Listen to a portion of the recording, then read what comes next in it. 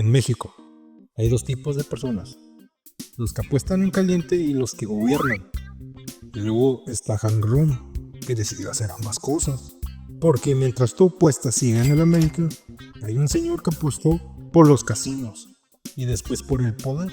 Es hijo de un político, es empresario del juego, dueño de media ciudad peluche, dueño de equipos de fútbol y por si fuera poco exalcalde, y es una figura política poderosa. Un hombre que convirtió un pequeño hipódromo en su imperio, a Tijuana en su base de operaciones y a la política en una mesa de apuestas. Así es, hoy vamos a hablar de Jorge Hank Aaron, el empresario de día y político de noche. Pónganse cómodos, ajusten su máscara, porque hoy en Viernes de Factos hablaremos sobre quién es Hank Aaron y por qué su apellido pesa tanto. Soy yo, su amigo, el político con máscara, y comienza este video.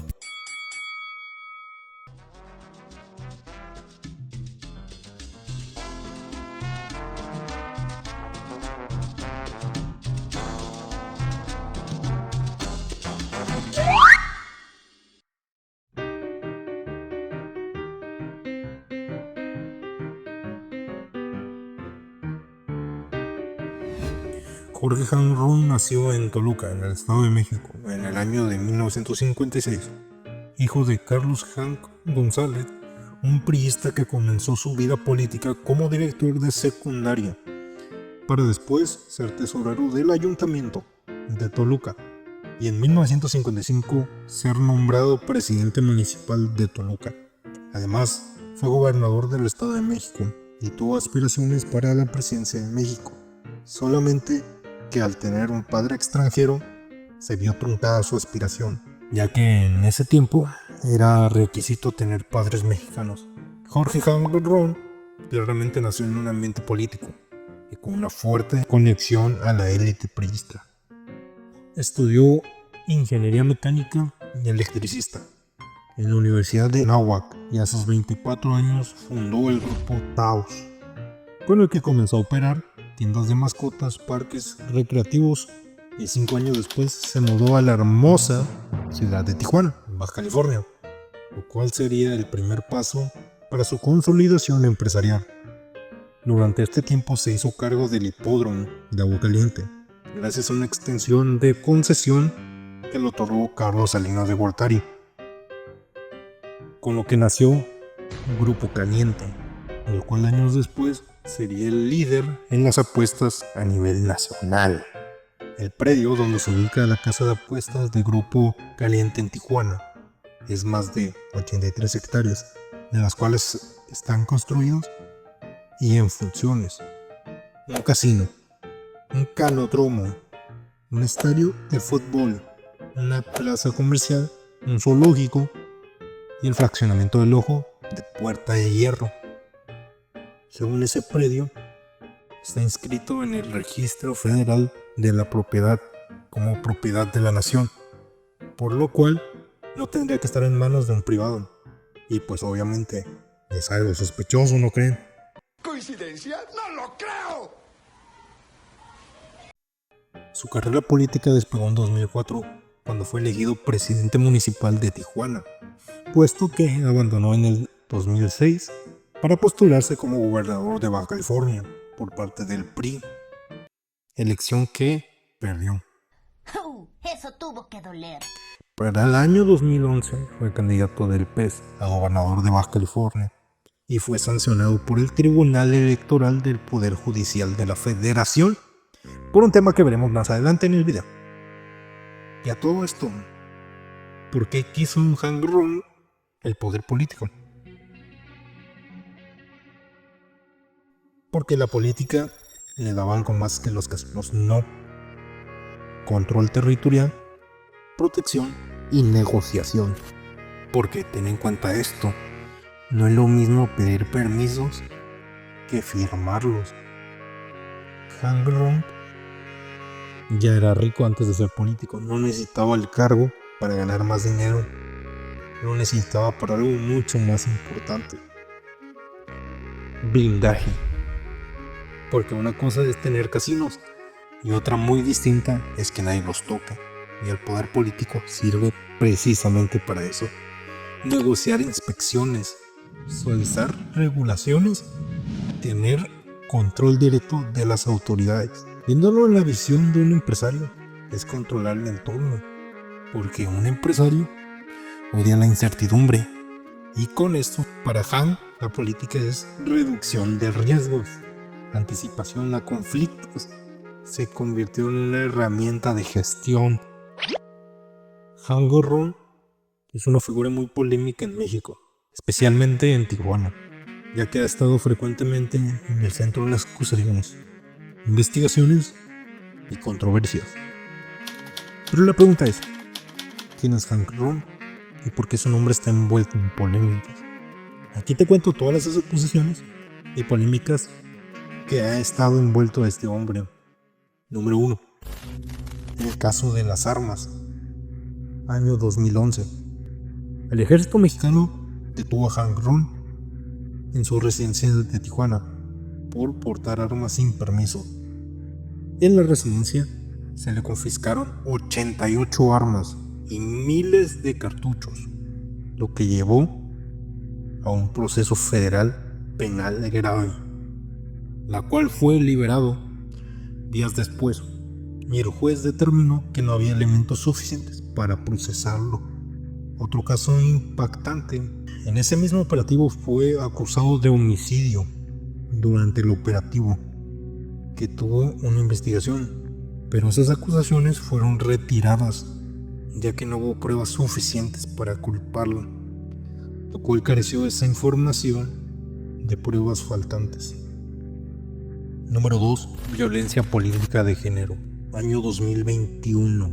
Durante una campaña electoral, Han Gorrón hizo declaraciones públicas que fueron discriminatorios hacia las mujeres, lo cual causó que el Tribunal Electoral del Poder Judicial de la Federación determinó que sus declaraciones públicas se considerarían violencia política de género, al hacer comentarios discriminatorios sobre la inteligencia de las mujeres.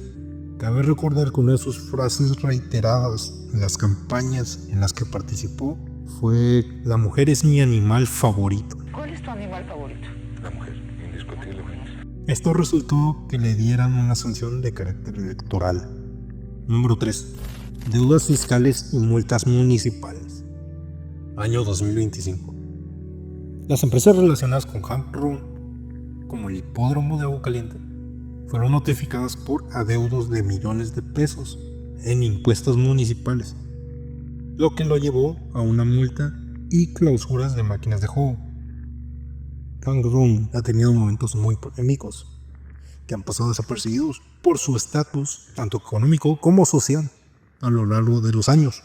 Sigue siendo una figura muy influyente en la vida pública de Baja California, donde ha enfrentado investigaciones, críticas y sobre todo sanciones administrativas. Pero esto no impide que esté activo en la política y en los negocios, sin sentencia penal que lo inhabilite. Al final de todo, el juicio de todos los políticos o negociantes cae en manos de la ciudadanía, ya que nosotros somos los que decidimos si apoyamos o no a este tipo de personas. Mientras esto pasa, su nombre ha dicho mucho de qué hablar, ya que entra en un debate público si sus acciones son las correctas o no, recordándonos que en la política nada es blanco y negro. Hay clases políticas dominantes en el ámbito económico que no necesariamente tienen que ser políticas. Esta es una tesis derivada del problema de las clases sociales propuesta por el marxismo. Al entrarnos en la perspectiva política, encontramos una breve explicación de la posición de este personaje con dos autores que describen sus respectivos aportes a la teoría de élites. Resaltan dos autores, Vilfredo Pareto y Robert Michaels. Vilfredo Pareto presenta la teoría de circulación de las élites, en la cual los conflictos de clases son eternos, solo que cambian sus circunstancias. Desde su perspectiva, el trato superior se le conoce como aristocracia, y esta superioridad para generar las clases sociales la encontramos en la siguiente cita: la élite o clase selecta es la que tiene los índices más elevados en el ramo de su actividad y se divide en dos: la clase selecta de gobierno, la que directa o indirectamente tiene notable participación en el ejercicio del poder, mientras que el resto lo conforma la clase selecta, no de gobierno. En conjunto constituyen el estrato o clase superior de la sociedad. El estrato inferior o no élite está conformado por los individuos que no tienen influencia y corresponden a la mayoría de la población.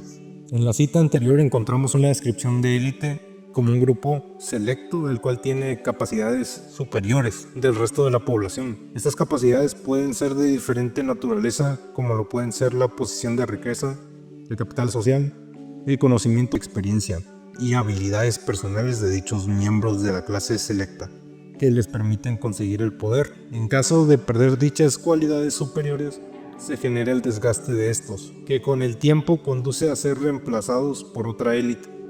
Pero en la clase selecta hay clasificaciones, que son las gobernantes, quienes por medio de sus cargos en el gobierno ejercen el poder sobre toda la sociedad a través de sus decisiones e influencia y cómo éstas se ejecutan en el aparato estatal, mientras que los no gobernantes son quienes no poseen los mismos recursos que los gobernantes, pero tienen otras formas de ejercer poder dentro de una sociedad, como los pueden ser la posesión de empresas o pertenecer a un grupo religioso que ofrecen recursos para poder ejercer poder.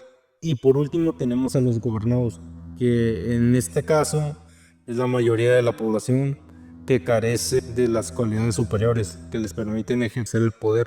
Contrastado con Han Rong, podemos encontrar que es un miembro de una élite que tiene sus orígenes fuera de este estado, por lo que el tener el apellido Hank ya le concede prestigio dentro de la élite, en la que está rodeado de políticos muy influyentes en la política tanto regional como nacional. Sin embargo, como ya vimos en sus inicios, fue un administrador del hipódromo, por lo que sus capacidades no eran lo suficientemente amplias para poder entrar a la clase de gobernante. Pertenecía más al grupo selecto, no gobernante, ya que su poder no era tan grande por su propia cuenta. No obstante, con el paso del tiempo, pues obviamente se logró consolidar su empresa, lo le permitió ampliar su influencia para poco a poco obtener las suficientes cualidades superiores para llegar al grupo gobernante. Estas cualidades las podemos enumerar así. Número 1, pertenecer a una familia con amplia actividad y participación política, desde su padre, con puestos en el gobierno, hasta la participación en la política local de sus hijos. Número 2, conocimientos y habilidades personales.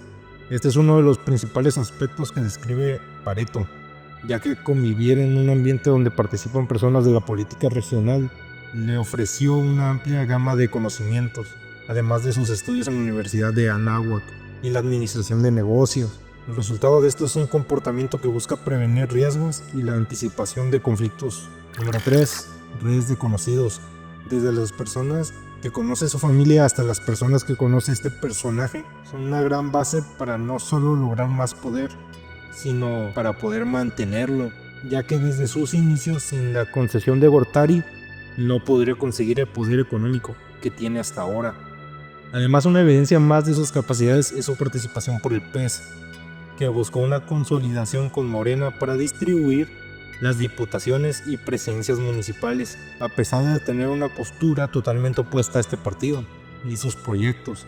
En varias ocasiones, vistos en sus declaraciones, a pesar de las multas, investigaciones y críticas a este personaje, no son impedimento para poder realizar actividades en la política local, así como las riquezas que generan sus empresas. En conclusión, bien, se decía que hay que separar el poder económico del político, ya que sin importar su naturaleza ambos representan lo mismo, poder, por lo que consiguiendo uno puedes conseguir el otro. Y recuerden, ellos usan una máscara y yo uso la mía para decir la verdad. No olviden darle like a este video y comenten, ¿ustedes creen que Hank entró a la política por amor al pueblo? ¿O porque el poder es la única apuesta que siempre pega? O si fueras dueño de casinos, apuestas y equipos de fútbol, ¿tú también te lanzarías a gobernar?